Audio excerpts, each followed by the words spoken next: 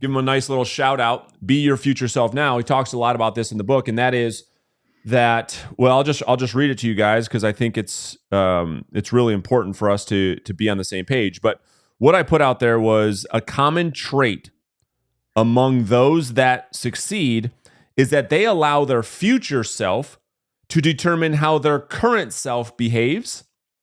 And a common trait amongst those that fail is that they allow their past self to determine how their current self behaves.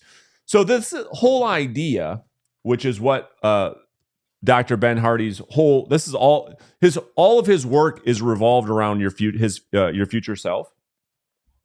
And it's what a lot of psychologists are shifting to, because historically, the study of psychology is based on one's past. It's trying to understand who you are today based on your past, your childhood, your thoughts, your beliefs, the subconscious mind. And coaching was always thought of reforming the future. So psychology studied the past. Coaching has to do with forming your future. Now, New Age psychology says, well, wait a minute. You can actually create your future self through psychology, through the study of psychology as well. And here's the idea. The main idea is someone has an option. They can allow a big vision for their future to shape how they behave today because of the excitement to drive us towards that big future. Self-actualization, right? It's on the top of the hierarchy of needs.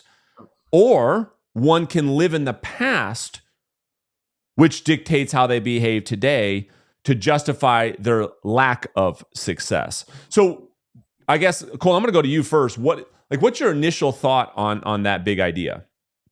I think one of the important things about that that a lot of people don't talk about, and I got this from Dr. John DeMartini. He was in, The Secret, the movie The Secret, when the law of attraction really kicked off from that whole movie. And, one of the parts that got left out of, his part of the thing, and he talks a lot about this in his content and in his books, is that really our values drive us and our values create that future self. And so, a lot of the times it's important to kind of determine what those values are, so that way that's the lens that you're viewing your future self through. So what you value is what you pay attention to, which is the evidence you gather of the world around you, which then influences your actions and behaviors, which creates your future self. That's right. I think it's important to kind of take time to think about what you value on a deeper sense, not just, family, money, like really deeply kind of determine what your values are, because that is the core of everything you do. Yeah. And this is why we have people that, it's like one of the first things we have someone do when they go through our Listing Agent Academy, through the mindset training, is to create your future self, to create your new character. The whole idea around that exercise is to get really clear, to your point, on this new self-identity, how you see yourself in the future, who you want to become, so that you could start to become that person today. You could start acting like that future person today so that you become that person in the future. That's the whole idea of becoming your future self now. On the flip side of that, there's also people that live a life in the rear view mirror, and they live the exact opposite way. Well, I can't achieve what it is that I want because of what happened to me in the past.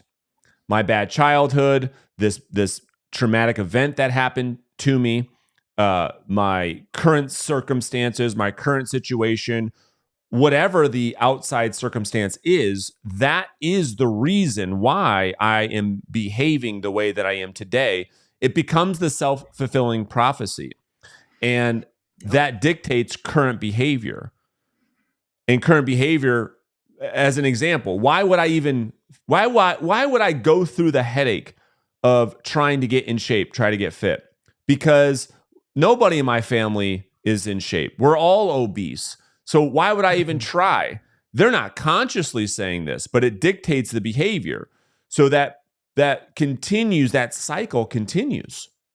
And they're shaping their future self without even knowing it. And they end up obese and they come back and say, see, I'm just like everybody else in my family. Ben, your thoughts? Well, whether they're saying it, I would say a good way to do an audit of this is, I love this. I got this from Steve Chandler. Are you talking victimage or are you talking ownish, right?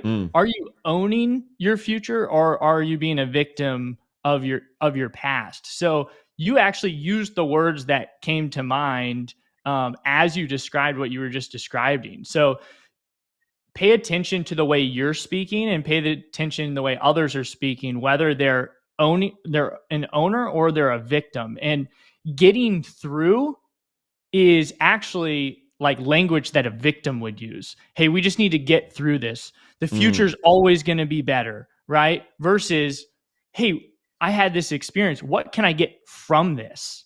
Not get through this. And other languages maybe of a victim would be like, I really should prospect more. I know I should do this. I know I should eat less. I know I should drink less. I know I should make more dials versus I want to, I choose to, I'm going to.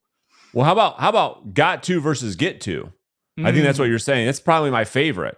Yes. It's like, I got to prospect today. I got to do this. I got to do. You don't got to do nothing. You right. get to wake your ass up. You get to prospect. You get to, like, that's a whole new world of living through first being grateful, right? Yep. Being grateful for what you have. You get to do this, motherfucker. That's what you get to do. You don't got to do nothing, Have you guys heard the best way to put Lee's it. way of describing that? doubt. Have you heard his analogy? Oh man. So kind of just summarizing, recapping, put it this way. If I gave you $1 million right now, $1,000,000 in your account, like how grateful would you be? Like what would that feeling be? Right. Right. And could anybody, you'd be stoked and nobody could probably ruin your day, barring someone, something really bad happening. Like you'd be probably fired up for weeks or months. Absolutely. Right? Now, if I then told you that if you take that $1 million, you can't wake up in the morning, would you take it? No way. No. Okay. So then why, when you wake up in the morning, do you not have that feeling like you just had the $1 million? Because clearly you value waking up more than the $1 million. So why don't we act like it? Unbelievable. Right. So he describes it a bit better, but that's like, it's a good point. It's like, man, all these outside things, but I don't value waking up in the morning like I do those things. Yeah. No, like what so is true. the number? Right. Yeah. So like go even deeper. Like, is it 10 million? Is it 10 billion? Like what's the number to not wake up? And that's the value of your day. And we're just wasting it. Yeah. I did hear Brad talk about that, Cole, and it was really, really, really good. I was like, wow, that's a really good perspective to have. It is. And so I want to get really clear so it's an actionable takeaway so the audience can say, okay, what's the point, boys? What's the point? The point is, if you have, Viktor Frankl talks about this in his book, Man's Search for Meaning, right? It's like probably a book that everyone ought to read. Of course, it's up to them, but they should probably read that, right? And he talks about what it was like in during the Holocaust, and so he talks a lot about if someone has like a big enough why, they can bear any how.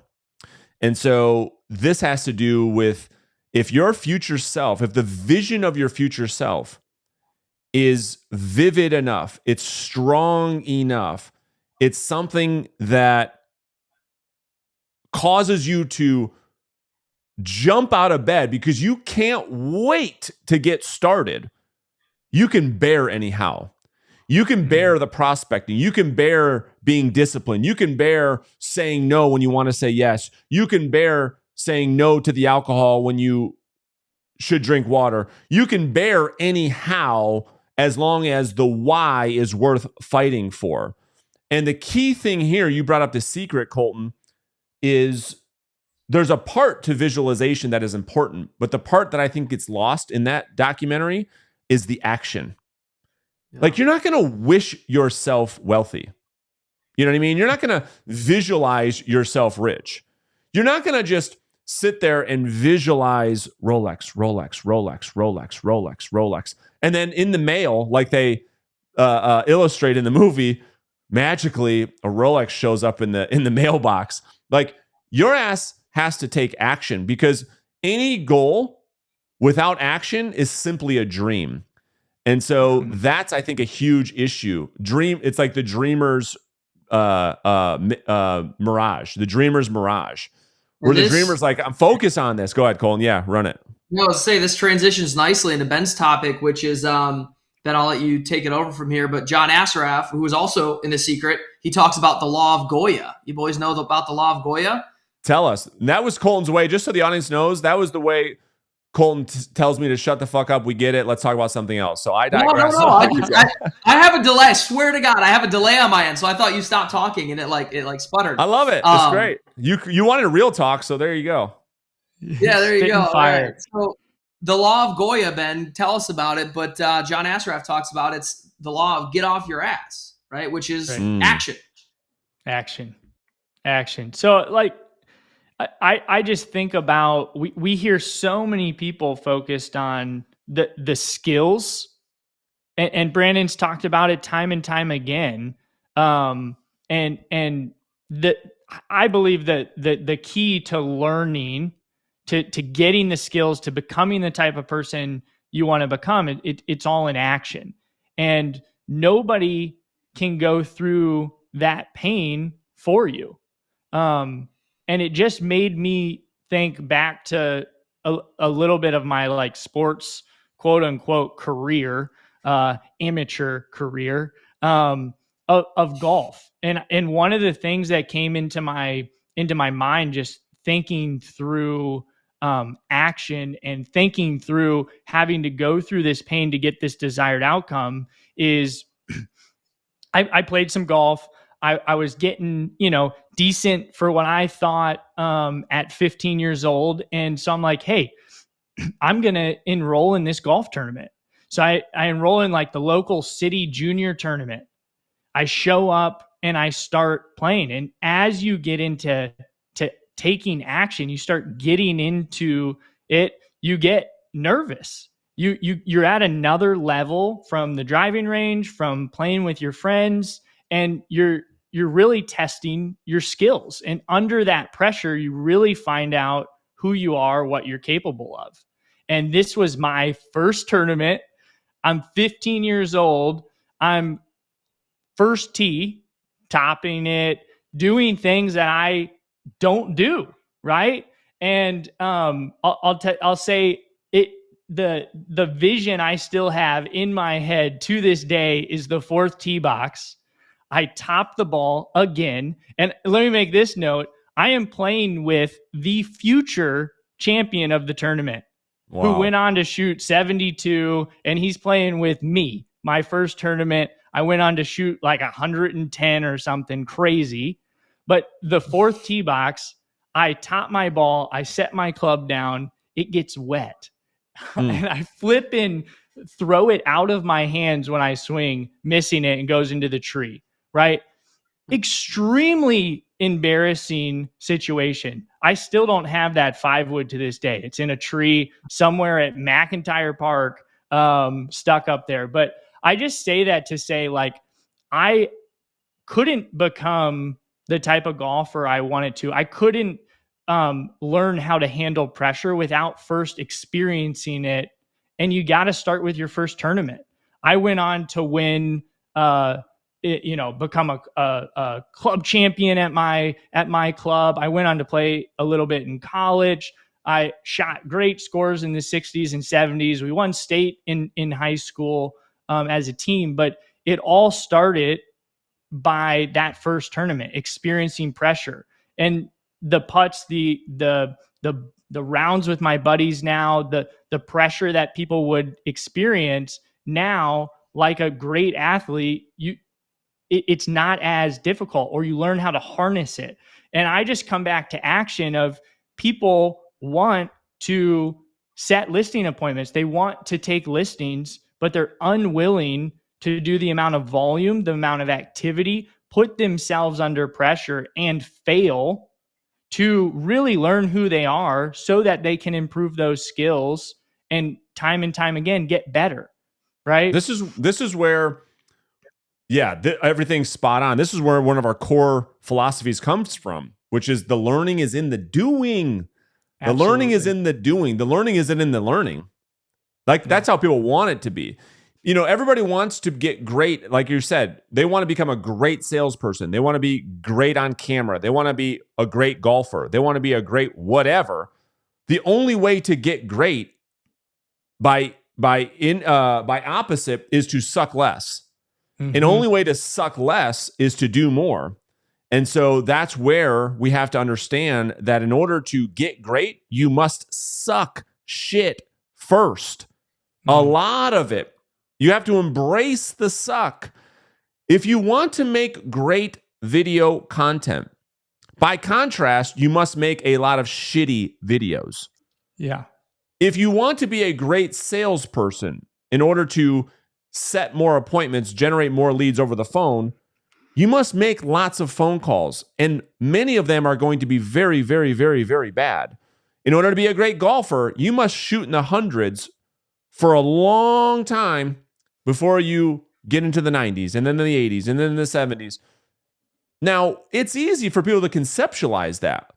But in our industry of real estate sales, agents want to prepare, to get ready, to learn, to bypass the suck.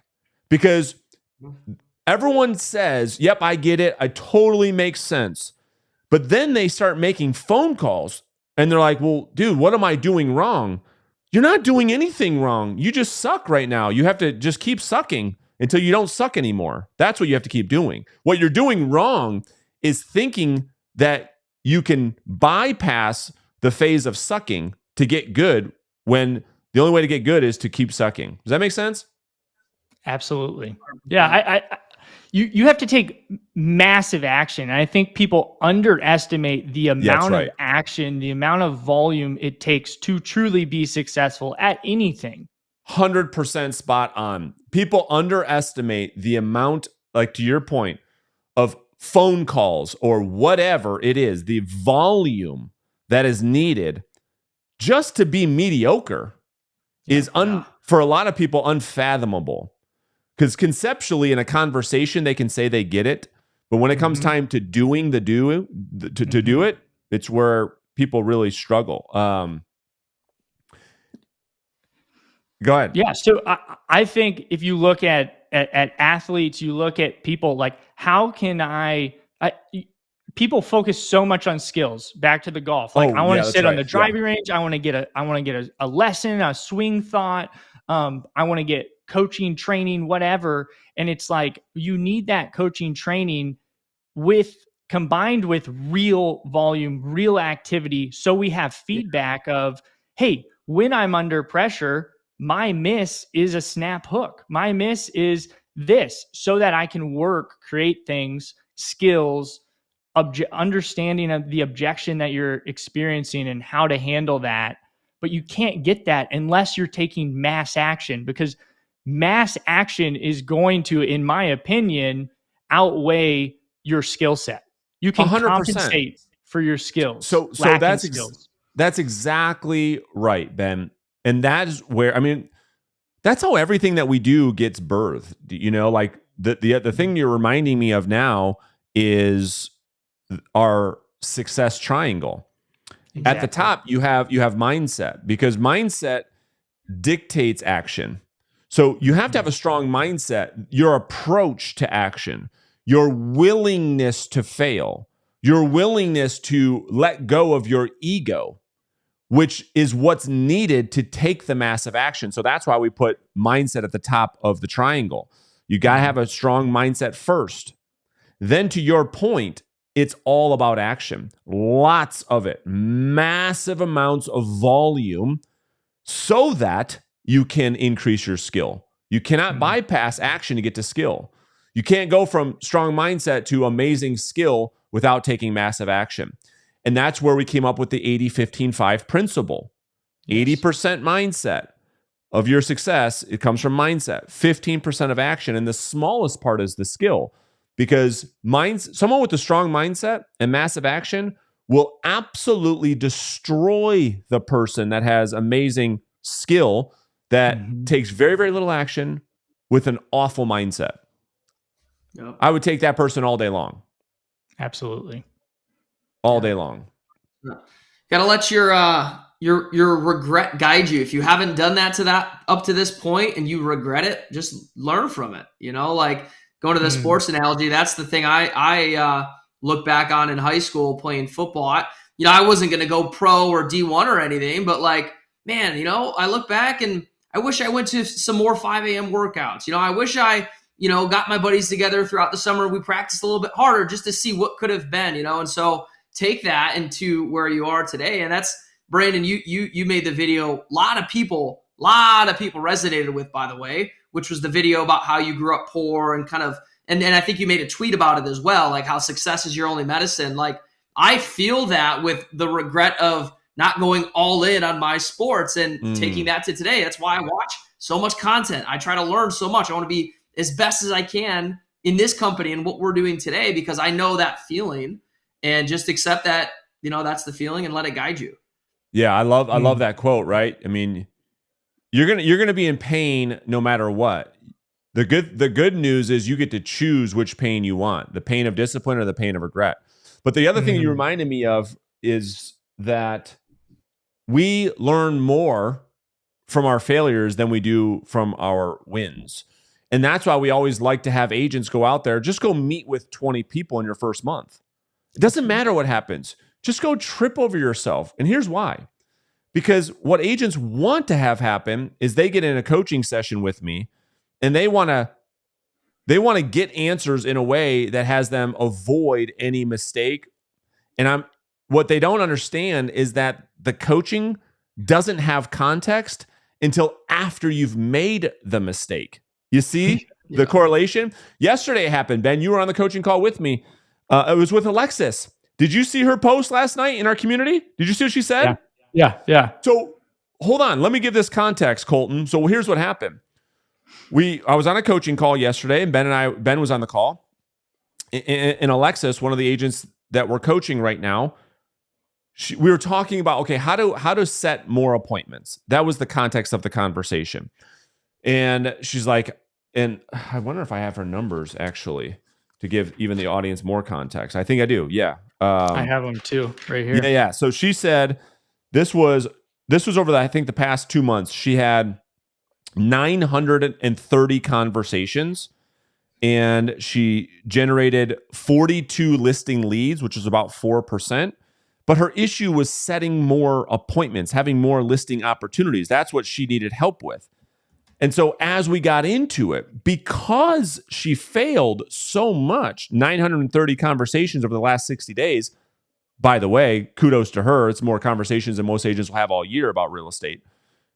The coaching had context because here's what happened next, Colton, is we went deep into our appointment setting framework, our appointment setting system. Her and I role played it. We went through the full tell, show, do, practice, review. Right? We went through exactly what to do, how to do it, how to present it. And lo and behold, because she failed so much that very night, she set 2 listing appointments, where the past 2 months, she couldn't set any appointments. That very same day, she was able to apply the coaching. Why? Because she had context of the real world. Had she never, ever had a sales conversation, which is what a lot of agents want, it's like, well, how many conversations have you had this month? Well, I haven't started prospecting yet. Just give me all the answers. I could have given them, Colton, the same coaching, but they would not have been able to apply it without the failure. It's the best example ever. Absolutely. It's like going to a golf lesson and saying like, I want to get rid of my slice. I want to shoot par. I want to shoot par. Exactly. Let's work on your grip. And then come back next week. Hey, how many balls did you hit between that lesson and now? Oh, I hit 2. well, but I want to work on the next thing. I want to, like, why am I not, hitting it 300 yards? Why am I not shooting par? Like, you got to do the reps. Colton, I know you want to add something real quick. That's probably the best analogy we could ever use as golf. It's the person who wants to shoot par. They're never in the history, I don't think, unless I'm proven wrong, a human being shot par their first time out. It's impossible. You're not going to shoot par. You have to. It's a process of continuing to suck less and less and less and less and less until one day you're good. Golf's probably the best analogy of the learning's in the doing and the process of getting better. You don't go from new golfer to scratch golfer. It probably takes 20 years of mastery. And for that, it's rare you're going to find someone who can shoot par, actually. Very, very, very rare. It's a statistical anomaly. Colton, you wanted to add something? No, it's just, I think, people, it reminded me of another question people ask a lot, which I think when they ask this question, they're not thinking about it in the right way, which has to do with reps. They'll say, all right, well, that's all good, Brandon. Everything you just said, I get it. I need to put in the reps. I need to make the calls. Ben, I need to hit the driving range. But how many calls should I be making until I set an appointment? Right? And the answer is all of them. As many as it takes. That's right. Right? People want to know, what's the number? How many until this? How many until all of them? Until you've been doing that and you have some numbers to track, then we can talk about averages and improving your skills. But until if she had asked you on that coaching call, well, Brandon, how many calls should I expect to make until I start setting appointments? As many as you've made. That's and right. More. That's right. Until you set a listing, that's how many it takes. As many as it takes is going to be as many as it takes. It's such a such a great point because, everybody's skill set is different.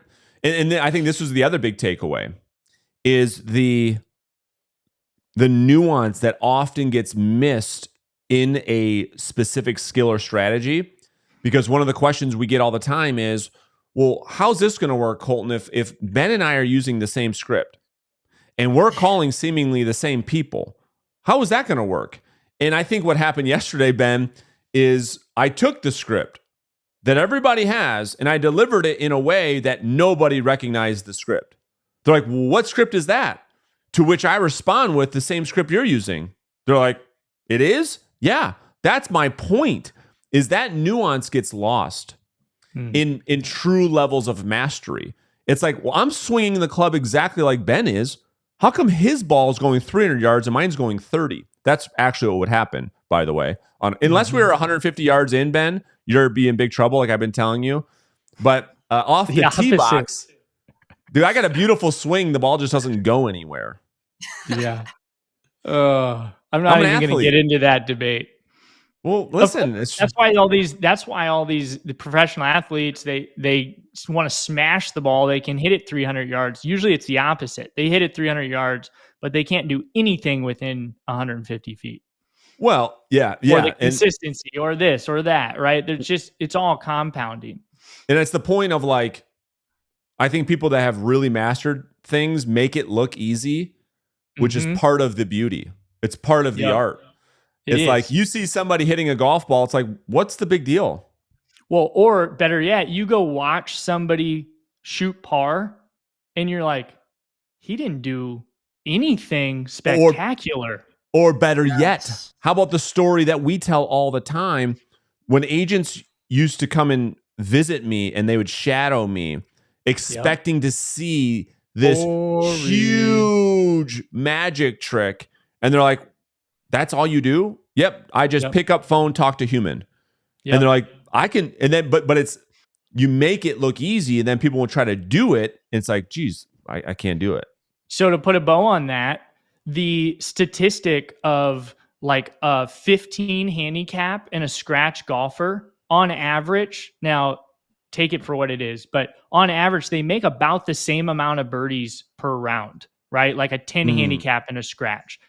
2 to 3 birdies per round. However, the scratch golfer makes 1 bogey, where the other guy's making a double and all this stuff. And it's good.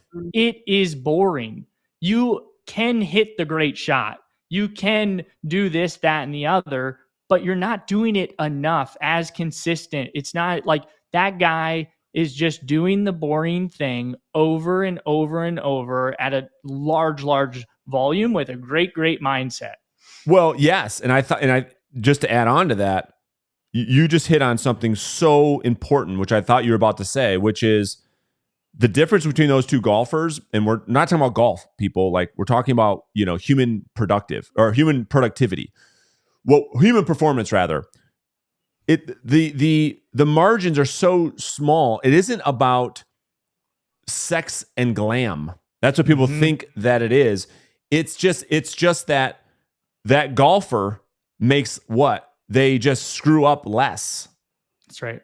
Yeah. They're more consistent in these activities that lead. It's the same thing when people, they used to come and shadow me. I did the same thing when I started. It isn't that you come see me and your face is melted off with how sexy the business was. It's just that I do the boring thing when you don't. Over and over and over and over and over and over and over. When you're looking for dopamine, I can master repetitious boredom.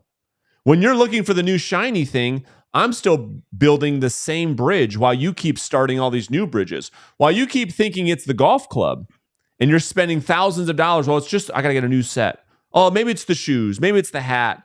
Ben's just working on the swing, perfecting the swing, and it's the same thing. It doesn't matter what it is in human performance. It's all the same process. Fairways and greens, baby. That's it. I love it. So I want to go back to the live audience who's watching the show right now in our mastermind. I don't know if there's any questions per se, but I just wanted to let you guys know again, where you guys will get the front row seat to this show every morning, which will be cool. But we would love for you to join in on the conversation. So as we bring 2, 3, 4 topics every day into the show, if you have a strong thought, you have a strong opinion, you could share it. Just throw it in the comments, and we'll discuss that comment. And then eventually, we'll bring you in on the live discussion in the next week or so to join our conversation. But is there any questions out there from our mastermind members right now that we want to get into, Colton? Couple of kind of cool comments. If you guys have a question, throw it in there. But our boy Mike Smuts said that he just set a listing appointment in the background while he was listening in. So that's pretty cool. Oh, that's fun. Pretty cool. Yep. No comments though, guys. This is the first time. Yeah. Peter says, is this show every morning? Yes. So the show will happen every day, Monday through Friday at 10 a.m. Eastern Standard Time. So you'll have the opportunity to listen in with as a front row viewer. But more importantly, if you want to engage, you can comment in the Facebook group right now. But again, eventually we'll put a link in there for you to join us live on the video and join the discussion. We'll put you on the spot, do some role playing with you or something. There you go. I love it. The other thing that Mike said too is it's easy to do, but easy not to do. And that's the whole, I keep forgetting the name. What does Darren call it? The knowledge bias or the knowledge? Yeah. The knowledge gap, maybe the knowledge gap. No. It's not the gap. It has to do with, again, just what Mike said. What's easy to do is easy not to do. It's, I know I should be prospecting, but because it's so, the thought of it is so simple that it's simple not to do as much as, you know what I'm saying? And so it's like, Mike hit it, easy to do, easy not to. The disease of knowledge. Thank you. It's the disease of knowledge. Because I know all this information. I know about discipline and focus and time blocking and role playing. You know how many times I've heard role playing? This is what I hear. They know it so well that they don't do it because they've dismissed it for not being valuable because of how well or how many times they've heard it. That's the disease of knowledge. And when the first time I heard that was a face melter for me. Yep. Yeah. Did we touch on what those 4 were? I think you touched on it yesterday, right? It's with the disease of knowledge is I may know this, but am I doing this? Okay. The second question is, am I doing it consistently? The third question is, have I mastered it? And then lastly, do my results prove that I've mastered it? Right. That's right. So, yeah, that's right. Couple other questions on here from the mastermind. So is this getting uploaded? Yes. This gets uploaded to YouTube on the Reverse Selling Podcast as well. That's exactly right. We wanted to give mastermind members a front row seat to the show and give you guys the option or ability to engage and to be part of the creation process. So as we're talking about the things that we talk about inside of our coaching communities and inside of our mastermind, we wanted you guys, part of those communities, to help in the creation of it. So if there's a morning and you say, man, I want to be on the show with the boys, let's go. You just say, hey, I got some things I want to add, and we will bring you live on to the show. And the show happens 5 days a week, every day at 10 a.m. Eastern Standard Time. So that's how it's going to kind of work. Yes, sir. Any last things? Anything that we missed on today's episode? I don't think so. It was a good That episode. was fun. That was good stuff. That was a lot of fun. Awesome. All right. Well, good stuff. We will see you guys tomorrow morning at 10 a.m. Eastern Time. If you have any topics you want us to cover in the future on future episodes, just put a comment below this video, and we're totally open to that. I guess if there's a burning desire, like, dude, what do you guys think about this? We will absolutely cover that in a future episode. So appreciate your guys' time, and have an awesome day. We'll see you guys in the morning.